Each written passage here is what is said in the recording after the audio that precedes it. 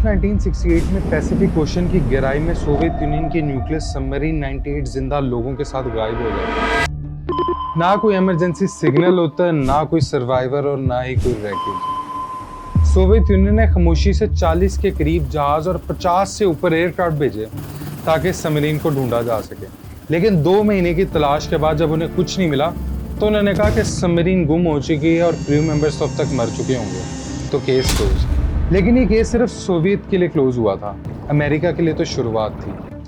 हजारों किलोमीटर बैठे दूर अमेरिका को किसी तरह पता चल चुका था कि सबमरीन समुद्र के किस एग्जैक्ट पॉइंट पर है। उनके पास ना सिर्फ लोकेशन थी बल्कि कुछ साल बाद वो एक ऐसा सीक्रेट ऑपरेशन लॉन्च करने वाले थे जो सुनने में बहुत इम्पॉसिबल लगता है।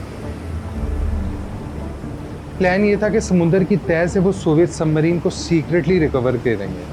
ये कोई ऑर्डिनरी मिशन नहीं था, क्योंकि किसी के न्यूक्लियर वेपन चोरी कर लेना कोई छोटी मोटी बात नहीं है। और ये बात अमेरिका को इसलिए भी पता होना वियर्ड थी क्योंकि सबमरीन सीक्रेट मिशन पर थी और दुनिया को इसके बारे में कुछ भी नहीं पता था। इसलिए अमेरिका ने इस मिशन के लिए एक फेक कवर स्टोरी बनाई, एक बिलियनर का नाम इस्तेमाल किया, एक स्पेशल शिप तक बनवाया ताकि पूरी दुनिया को यकीन दिलाया जा सके कि अमेरिका तो समुद्र के अंदर से मिनरल्स निकाल रहा है। लेकिन असल मिशन तो कुछ और था। और यहीं से शुरू होती है कोल्ड वॉर की सबसे डेयरिंग हाइस्ट। सवाल यह कि अमेरिका एक पूरी हाइस्ट इस सबमरीन के पीछे प्लान कर क्यों रहा था, आखिर क्या हुआ था उस सबमरीन के साथ। और सबसे बड़ा सवाल यह है कि क्या ये हाइस्ट पूरी हो पाई भी थी या नहीं। तो आइए जानते हैं आज की इस वीडियो में।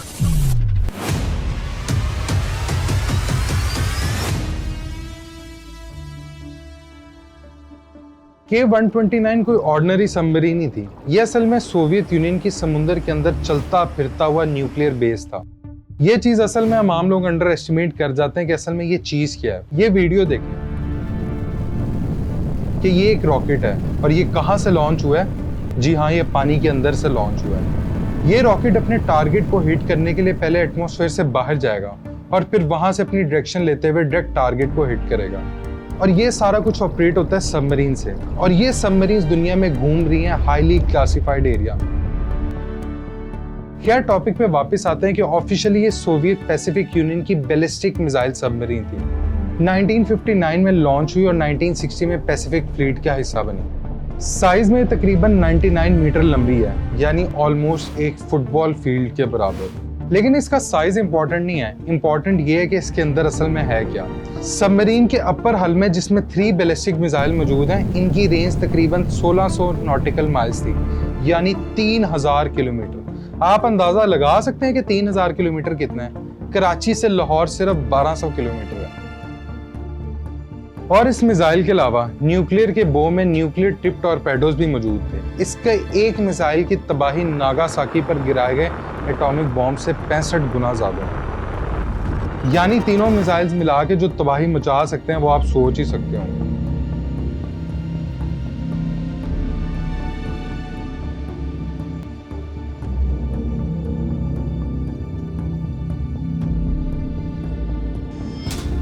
यानी K-129 के अंदर सिर्फ 98 क्रू मेंबर्स नहीं थे, बल्कि उसके अंदर सोवियत यूनियन की न्यूक्लियर कैपेबिलिटी, मिसाइल टेक्नोलॉजी, टॉर्पेडोज और सीक्रेट कम्युनिकेशन सिस्टम भी था। अब तक तो आप समझ ही चुके होंगे कि सबमरीन कितनी इंपॉर्टेंट है अमेरिका या सोवियत दोनों के लिए। लेकिन एक मिनट के लिए जरा सोचें कि चलती फिरती इतनी पावरफुल मशीन अचानक से गायब कैसे हो सकती है। लेकिन जो पहला सवाल जहन में आता है वो ये है कि क्या किसी एनिमी ने अटैक किया या सबमरीन के अंदर ही कुछ हुआ था। लेकिन उस वक्त सोवियत कमांड को सिर्फ इतना पता था कि सबमरीन ने स्केड्यूल रेडियो चेक मिस किया। यह सोवियत सबमरीन फरवरी 1968 में निकली थी। इसे नॉर्थ पैसिफिक ओशन में पेट्रोल करना था। रूटीन मिशन के मुताबिक सबमरीन को रेगुलर इंटरवल पर इनक्रिप्टेड रेडियो मैसेजेस भेजने थे। लेकिन 8 मार्च को एक स्केड्यूल ट्रांसमिशन मिस हो जाता है। पहले तो ऑफिसर ने सोचा कि कम्युनिकेशन इशू हो सकता है, क्योंकि समुद्र की गहराई के अंदर कम्युनिकेशन इशू आ सकता है। लेकिन जब दूसरा भी चेक मिस हुआ, तीसरा भी हुआ, तब उन्हें अंदाजा हुआ कि कुछ सीरियस हो सकता है। सोचे, इतनी इंपॉर्टेंट न्यूक्लियर सबमरीन से कांटेक्ट खत्म हो जाना और उसका कोई नामो निशान भी ना मिलना, कितनी पैनिक सिचुएशन क्रिएट की होगी इसने उस वक्त। क्योंकि सिर्फ 98 क्रू मेंबर का मसला नहीं था। जैसा कि मैंने आपको बताया, उस सबमरीन के अंदर न्यूक्लियर मिसाइल भी थे। अगर वो किसी और मुल्क के हाथ लग जाते या किसी अननोन इंसिडेंट का शिकार होते तो नेशनल सिक्योरिटी इशू बन सकता था। सोवियत यूनियन ने फौरन सर्च ऑपरेशन शुरू किया, नेवल शिप्स भेजे गए, एयरक्राफ्ट तक भेजे गए और पैसिफिक के बहुत बड़े एरिया में सर्च शुरू किया गया। लेकिन प्रॉब्लम ये थी कि उनके पास उनकी एग्जैक्ट नोन लोकेशन नहीं थी। समुद्र में अगर एक सबमरीन कांटेक्ट लूज कर दे तो कुछ ही घंटों में वो एक्सपेक्टेड रूट से बहुत दूर जा सकती है। महीने गुजरते गए लेकिन K-129 का कोई ट्रेस नहीं मिला, ना कोई ऑयल स्लिक मिला, ना कोई डेब्रीज मिली, ना ही कोई उनको बॉडी मिली। तो सोवियत ने इसे डेड कंसीडर करते हुए अपने सर्च ऑपरेशन क्लोज कर दिए। और यहाँ सबसे अजीब बात ये थी कि सोवियत शिप जिस चीज को महीनों तक ढूंढती रही, अमेरिका उसका सिग्नल बहुत पहले ही सुन चुका था। और ये सब पॉसिबल हुआ एक हिडन सर्वेलेंस नेटवर्क की वजह से, एक ऐसा नेटवर्क जो कि सोवियत के वहमो गुमान में भी नहीं था। अमेरिका के पास ये hidden network sound surveillance system था। ये एक तरह का पैसिफिक ओशन में बिछाया गया जाल है जिसका मकसद ही सोवियत सबमरीन्स को ट्रैक करना होता है। 8 मार्च 1968 को साउंड सर्वेलेंस सिस्टम ने सेंसर्स ने समुद्र के अंदर एक धमाकेदार आवाज सुनी जो कि असल में सबमरीन के अंदर किसी एक्सप्लोजन या इम्प्लोजन की थी। अब सवाल यह था कि एक आवाज से समुद्र के अंदर एग्जैक्ट लोकेशन किस तरह पता चली। तो ये साउंड कोई एक स्टेशन से नहीं बल्कि मल्टीपल स्टेशन से रिकॉर्ड किया गया था। इस बात से वैसे आपको इस बात का भी अंदाजा लग जाएगा कि अमेरिका की टेक्नोलॉजी उस वक्त भी कितनी आगे थी। खैर, क्योंकि साउंड अलग अलग लिसनिंग स्टेशन तक अलग अलग वक्त पर पहुंचा था तो एनालिस्ट ने टाइमिंग को कंपेयर किया। अब सवाल ये था कि सिर्फ एक आवाज से इतने बड़े समुद्र में एग्जैक्ट लोकेशन किस तरह पता चल सकती है। तो ये साउंड कोई एक स्टेशन से नहीं बल्कि मल्टीपल स्टेशन में रिकॉर्ड की गई थी। और क्योंकि साउंड अलग अलग लिसनिंग स्टेशंस पर अलग अलग वक्त पर पहुंची थी तो एनालिस्ट ने उन टाइमिंग से कंपेयर किया। सिंपल वर्ड्स में अगर मैं आपको बताऊं तो धमाके की आवाज़ अगर 3 अलग अलग जगहों से आप सुने और हर जगह पर आवाज़ पहुंचने का टाइम अलग हो तो आप कैलकुलेट कर सकते हैं कि धमाका असल में किस डायरेक्शन और किस एरिया में हुआ है।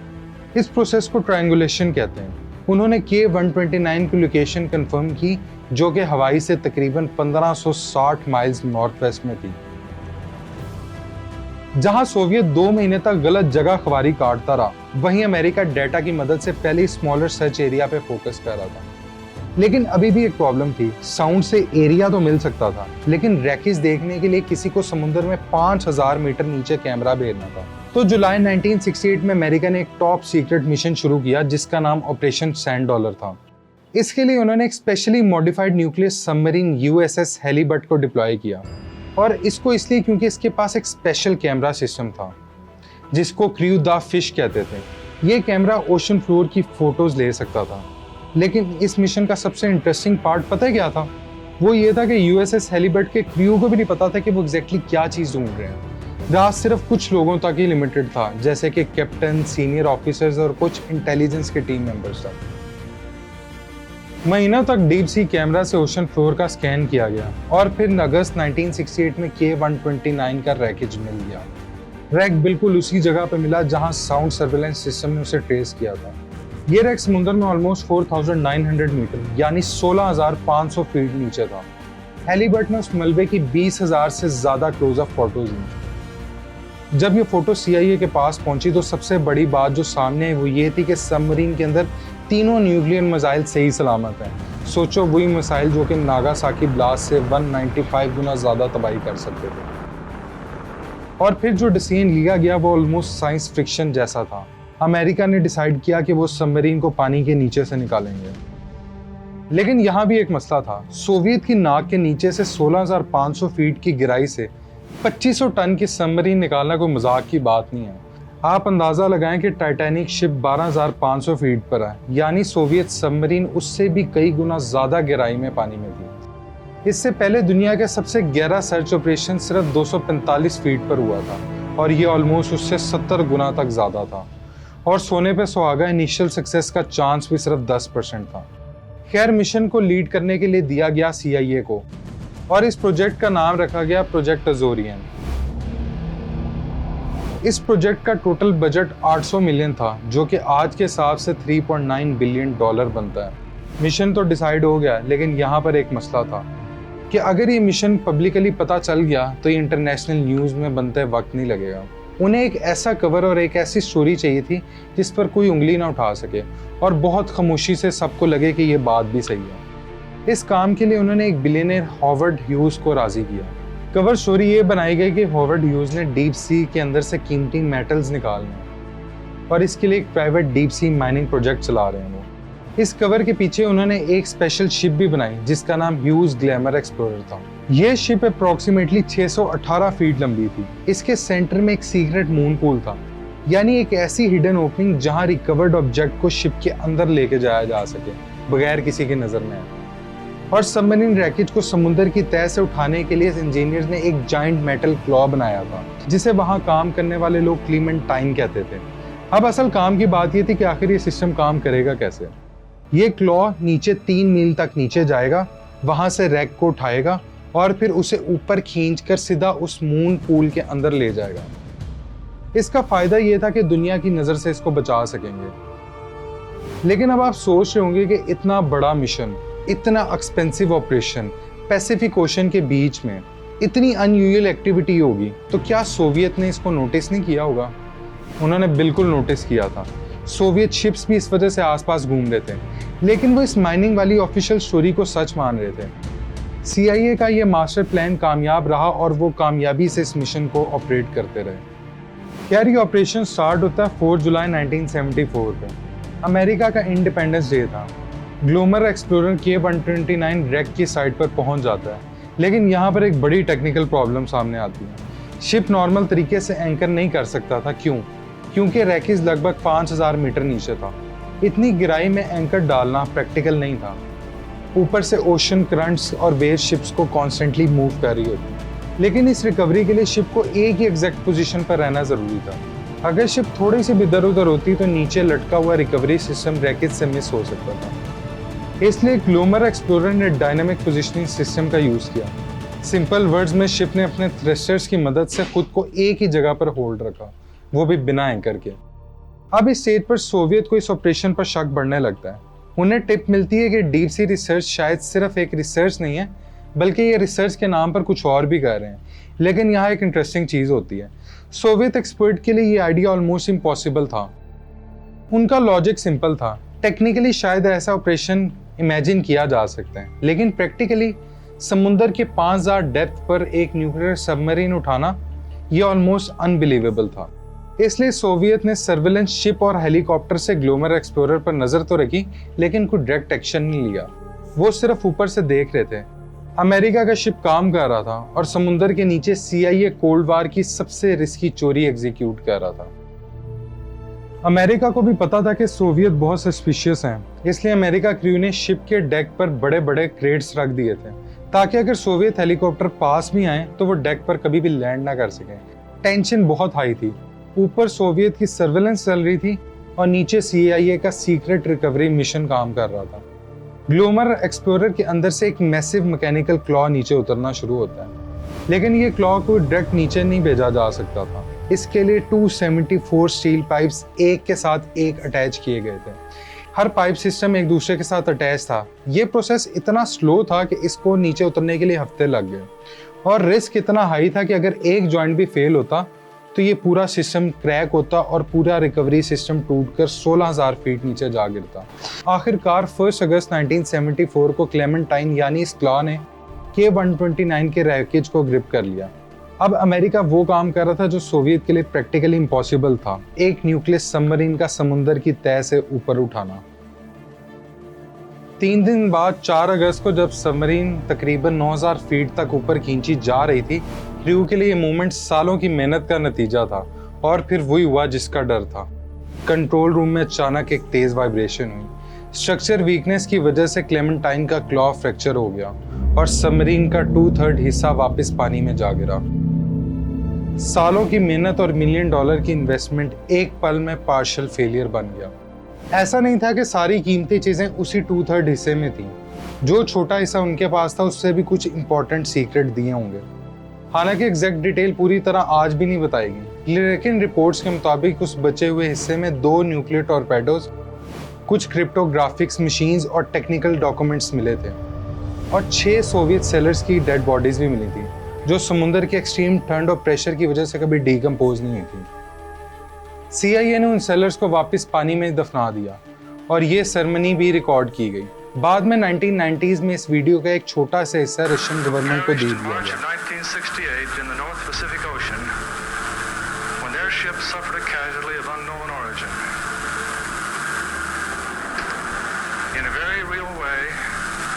This ceremony has resulted from the continuing contentions between our two nations. There casually happened at a time when they were engaged in activities which they deemed to be in their national interests and protection. ये moment इस कहानी का सबसे strange emotional contrast है। एक तरफ CIA Soviet union की nuclear submarine चोरी कर रहा था और दूसरी तरफ वो CIA के उन्हीं सोवियत सेलर्स को रिस्पेक्ट के साथ समुद्र में दफना रहा था। लेकिन यहाँ एक सवाल नेचुरली माइंड में आता है, अगर बाद में सोवियत यूनियन को पता चल गया था कि अमेरिका उनकी न्यूक्लियर सबमरीन रिकवर करने की कोशिश कर रहा था, तो फिर कुछ हुआ क्यों नहीं? अमेरिका और सोवियत दोनों की आपस में लड़ाई क्यों नहीं हुई? तो इसका जवाब कोल्ड वार की पॉलिटिक्स में छुपा हुआ है। अगर सोवियत यूनियन ओपनली उनके खिलाफ प्रोटेस्ट करता तो दुनिया के सामने उनको एक्सेप्ट करना पड़ता कि उनकी एक न्यूक्लियर सबमरीन पानी के अंदर डूब गई है और वो खुद उस तक नहीं पहुंच सके, बल्कि अमेरिका उनसे पहले उस तक पहुंच गया। तो ये कोल्ड वार में सिर्फ मिलिट्री लॉस नहीं है, बल्कि ये एक इज्जत का लॉस है। एक तरफ सोवियत यूनियन अपनी एम्बेरसमेंट छुपा रहा था और दूसरी तरफ अमेरिका अपनी चोरी छुपा रहा था।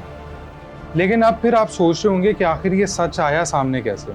तो 7 फरवरी 1975 को लॉस एंजलिस टाइम्स ने स्टोरी पब्लिश की कि अमेरिका सीक्रेटली एक सोवियत सबमरीन रिकवर करने की कोशिश कर रहा है। फिर बाद में नेशनल जर्नलिस्ट ने भी इस स्टोरी को पब्लिश किया। जब अमेरिकन गवर्नमेंट से जवाब पूछा गया तो ऑफिशियली उन्होंने रिस्पॉन्स दिया कि we can neither confirm not deny. ये लाइन इतनी फेमस हुई इंटेलिजेंस वर्ल्ड में कि इसे ग्लोमर रिस्पॉन्स कहा जाता है और ये फेज इसी इंसिडेंट से पॉपुलर है। लेकिन आखिर मीडिया तक ये न्यूज़ पहुंची कैसे? इसका जवाब 1 साल पहले छुपा है। जून 1974 में ऑपरेशन से पहले हॉवर्ड ह्यूज की कॉर्पोरेशन में रॉबरी हुई थी। चोर कुछ डॉक्यूमेंट्स ले गए थे। उन डॉक्यूमेंट में ऐसी इंफॉर्मेशन थी जो कि ह्यूज और CIA के कनेक्शन को एक्सपोज कर सकती थी। CIA ने फौरन FBI और LAPD को इन्वॉल्व किया। डॉक्यूमेंट्स रिकवर करने की बहुत कोशिश हुई, लेकिन डैमेज हो चुका था। 1975 तक ये सीक्रेट इंटरनेशनल न्यूज़ बन चुकी थी और जब प्रोजेक्ट एजोरियन एक्सपोज हुआ तो अमेरिका को अपना सेकेंड रिकवरी मिशन कैंसिल करना पड़ा। यानी अमेरिका सेकेंड रिकवरी मिशन की भी तैयारी में था। K-129 का जो हिस्सा 1974 में टूटकर नीचे समुद्र में गिर गया, वो आज भी पैसिफिक ओशन की उसी गहराई में पड़ा है। लेकिन सबसे बड़ा सवाल अब भी वही था कि K-129 आखिर डूबी कैसे? इसका कोई एक ऑफिशियल जवाब नहीं है, लेकिन इस हादसे को लेकर 3 मेजर थ्योरीज सामने आती हैं। सबसे ज्यादा डिस्कस थ्योरी ये कहती है कि सबमरीन के अंदर हाइड्रोजन गैस एक्सप्लोजन हुआ है। K-129 एक डीजल इलेक्ट्रिक सबमरीन थी। ऐसी सबमरीन्स में अमूमन बैटरी चार्ज करते वक्त हाइड्रोजन गैस प्रोड्यूस होती है। अगर वेंटिलेशन प्रॉपर ना हो तो गैस बिल्डअप होने की वजह से अंडर वाटर एक स्पार्क होने से पूरा धमाका बन सकता है। Farmer US navy analyst Bruce rule ने एक एनालिसिस में सजेस्ट किया कि जो रिकॉर्डेड आवाज़ें हमें सुनाई दी हैं वो एक्सप्लोजन की तरफ इशारा करती हैं। ये थ्योरी इसलिए भी बिलीवेबल लगती है क्योंकि इस दौर में डीजल इलेक्ट्रिक सबमरीन्स में बैटरी रिलेटेड एक्सीडेंट इससे पहले भी रिकॉर्ड किए गए थे। दूसरी थ्योरी ये है कि ये सबमरीन एक अमेरिकन सबमरीन स्वॉर्डफिश से टकराई थी। ये इस कहानी का सबसे कंट्रोवर्शियल थ्योरी है, जिसे बहुत से सोवियत नेवल ऑफिसर सच भी मानते हैं। ये थ्योरी ये कहती है कि 129 शायद एक अमेरिकन सबमरीन से टकरा गई थी। वो अमेरिकन सबमरीन थी USS स्वॉर्डफिश। कोल्ड वार में American submarine secretly Soviet submarines का पीछा करते थे नजर रखने के लिए। सोवियत ने कहा कि USS स्वॉर्डफिश भी K-129 ट्रैक कर रही होगी और अंडर वाटर दोनों की टक्कर हो गई होगी। अब बात यह है कि आखिर सोवियत USS स्वॉर्डफिश का नाम क्यों ले रहे हैं? इसके पीछे भी एक वजह है। इसका सबूत वो ये देते हैं कि 17 मार्च को एक्सप्लोजन के कुछ देर बाद USS स्वॉर्डफिश जापान के एक पोर्ट पर आई थी और उसका पेरिस्कोप बहुत बुरी तरह से डैमेज था। USS नेवी ने इल्ज़ाम दिया कि शायद यही वो शिप है जिसकी टक्कर हुई है। US नेवी ने इस इल्ज़ाम को डिनाई किया और उन्होंने कहा कि उनकी शिप एक बर्फ़ से टकराई थी। बाद में रैक फोटोज़ को डीपली आइडेंटिफाई किया गया, लेकिन कोलिजन का कोई सॉलिड प्रूफ नहीं मिला। हालांकि इसके बाद US और रशिया का जॉइंट कमीशन ने ऑफिशियली कंफर्म किया कि जिस वक्त K-129 का हादसा हुआ है उस वक्त कोई भी अमेरिकन सबमरीन उसके 200 नॉटिकल माइल्स के रेंज में भी नहीं थी। और तीसरी है कि 2005 में सबसे कंट्रोवर्शियल थ्योरी एक बुक से फेमस हुई। इस थ्योरी को मेंशन करना इसलिए ज़रूरी है क्योंकि ये आज के टाइम तक बहुत कंट्रोवर्शियल है। रेड स्टार रोग ने इस बुक में बहुत शॉकिंग क्लेम्स किए हैं।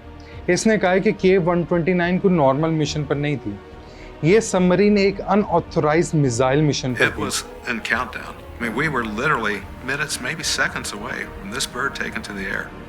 They would have started World War III. Submarine में कुछ एक्स्ट्रा सीक्रेट क्रू मेंबर्स भी थे जो कि अमेरिका की तरफ मिसाइल लॉन्च करने गए थे। The normal crew complement for a Gulf class submarine is around 83 to 85 people. We found out later, officially they released that there was 98 people on board. There is no scenario where there would be an extra 12 or 15 people on board for any reason. लेकिन submarine का missile का fail safe system activate हो गया और submarine खुद ही destroy हो गए। सिर्फ ये नहीं, इस बुक में और भी बहुत सी चीज़ें लिखी गई हैं कि सोवियत और अमेरिका दोनों आधा आधा सच बता रही हैं और CIA ने ऑफिशियल जितना बताया उससे कई गुना ज़्यादा सबमरीन उन्होंने रिकवर किया है। लेकिन इस थ्योरी के सपोर्ट में कोई भी सॉलिड एविडेंस नहीं मिला। मोस्ट सीनियर रिसर्चर्स ने इस थ्योरी को रिजेक्ट ही किया और कहा है कि उस सबमरीन के अंदर सिर्फ 98 लोग थे। और ये बुक सिर्फ फेमस होने के लिए ऐसी कंट्रोवर्शियल स्टोरीज फैला रही है। ये तो थी सोवियत सबमरीन जहाँ कोई बंदा भी बच नहीं पाया, लेकिन एक और सबमरीन ट्रेजेडी ऐसी थी जहाँ रशिया को ऑलमोस्ट रियल टाइम पर पता था कि उसके सेलर सबमरीन के अंदर फंसे हुए हैं, लेकिन फिर भी उन्हें बचाया नहीं जा सका। ये थी कर्स सबमरीन। ये एक रशियन सबमरीन थी जहाँ आज तक सवाल ये है कि क्या ये एक एक्सीडेंट था या कुछ ऐसा था जो कि रशिया दुनिया से छुपा रहा था। उसकी पूरी कहानी मैंने अपनी दूसरी वीडियो में बताई है।